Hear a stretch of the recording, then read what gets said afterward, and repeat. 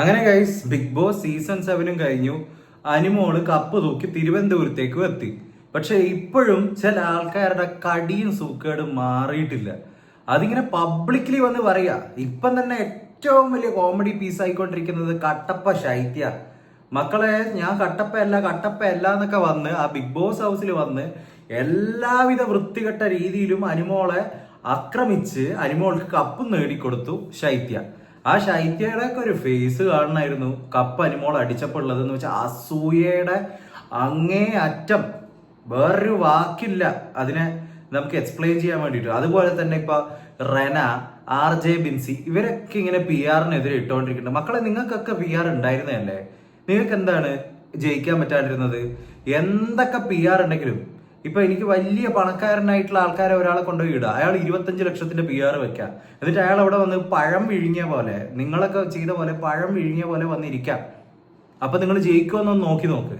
അല്ലെങ്കിൽ സാധാരണ പ്രേക്ഷകർ ഉണ്ടാവില്ലേ, സാധാ പ്രേക്ഷകർ, നമ്മളെപ്പോലെ യൂട്യൂബും ഇൻസ്റ്റാഗ്രാമും ഒന്നും യൂസ് ചെയ്യുന്ന ആൾക്കാരല്ല പറയുന്നത്, ജസ്റ്റ് നോർമൽ ഓഡിയൻസ്, വയസ്സായിട്ടുള്ള ആൾക്കാരും അമ്മൂമ്മമാരും അങ്ങനത്തെ ഒക്കെ ആൾക്കാരൊക്കെ, അവരുടെയൊക്കെ മനസ്സിലോട്ടേക്ക് നിന്റെയൊക്കെ ഒലക്ക PR മാത്രം വെച്ചോണ്ട് വലിഞ്ഞു കയറാൻ പറ്റുമോന്നൊന്ന് നോക്ക്.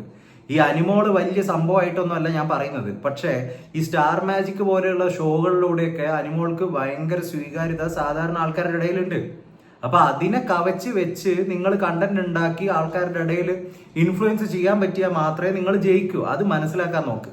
അല്ലാണ്ട് ഈ PR-ഉം കോപ്പും വെച്ചത് കൊണ്ട് നിങ്ങൾ ആരും ജയിക്കാൻ പോകുന്നില്ല. എന്നാ പിന്നെ നിങ്ങളൊക്കെ ജയിക്കണമല്ലോ. അതിലാകെ PR ഇല്ലാത്തത് നെവിനോ സാബുവാനോ മറ്റാണ്. എന്നാ പിന്നെ നിങ്ങളൊക്കെ ഇവിടെ എത്തി പെട്ടെന്ന് തന്നെ ഔട്ടായി പോയിട്ടുണ്ടല്ലോ. അതും ഈ ശൈത്യയുടെ ഒക്കെ ഡബിൾ സ്റ്റാൻഡ് നോക്കണം.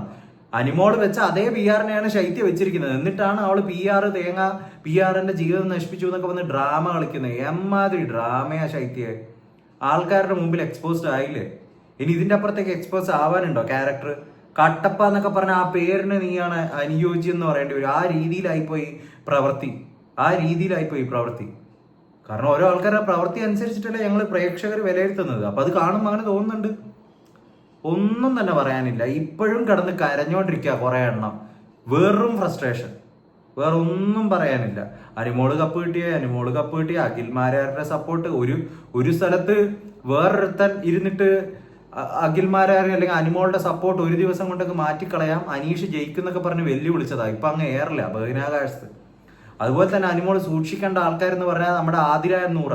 നല്ല ഒന്നാന്തരം പണിയാണ് അനിമോൾക്ക്. ഇറങ്ങി 2 ദിവസം സമയം കിട്ടിയിട്ടുള്ളൂ. അതിനുള്ളിൽ തന്നെ വെക്കാൻ വേണ്ടി നോക്കിയിട്ടുണ്ടായിരുന്നത്. അമ്മാതിരി പണി വെക്കാൻ വേണ്ടിയിട്ടാണ് ആതിര നൂറ ഇരുന്നത്. ഒന്നും ഏശിയില്ല, നടന്നില്ല. വെറും ഒരു PR ഒന്നും വെച്ചതുകൊണ്ട് ആർക്കും ജയിക്കാൻ പറ്റില്ല. അതും ഇത്രയും ലക്ഷക്കണക്കിന് വോട്ട് കുത്തിക്കയറ്റണമെങ്കിൽ ഒരു കോടി രൂപയെങ്കിലും, ഒരു 50 ലക്ഷം രൂപയെങ്കിലും ചെലവാകേണ്ടി വരും. അപ്പൊ അതൊന്നും മനസ്സിലാക്കാതെ സാധാരണ ആൾക്കാരുടെ ഇടയിൽ നിങ്ങൾക്കൊരു തേങ്ങാക്കൊല ആവാൻ പറ്റാത്തത് കൊണ്ട് കണ്ണിൽ പൊടിയിട്ട് വീണ്ടും നുണ വരുത്തുക. PR കൊണ്ട് അനിമോള് ജയിച്ചു. അനിമോള് നിങ്ങളുടെയൊക്കെ സ്റ്റാൻഡേർഡ് വെച്ചിട്ട് നോക്കുമ്പോൾ അതിലേറെ ആൾക്കാരുടെ ഇടയിൽ ഇഷ്ടം നേടാൻ കഴിഞ്ഞു. അതുകൊണ്ടാണ് അനിമോൾ ജയിച്ചത്. അതിൽ ചിലപ്പോൾ ഒരു 5% സപ്പോർട്ട് PR-ന് ഉണ്ടാവുക. അപ്പൊ അനീഷിന് PR ഇല്ലാത്ത വ്യക്തിയൊന്നുമല്ലല്ലോ. അനീഷിനൊക്കെ പിന്നെ PR എന്താണെന്ന് തന്നെ അറിയില്ല എന്നുള്ള രീതിയിലാണ് സംസാരിച്ചത്. അതുപോലെയുള്ള ഫേക്ക്നെസ് വേറെ ആരും കാണിക്കൂല. അനിമോൾ എന്തെങ്കിലും സമ്മതിച്ചു, അത് സമ്മതിക്കേണ്ട ആവശ്യമൊന്നും അവിടെ ആർക്കും ഇല്ലല്ലോ.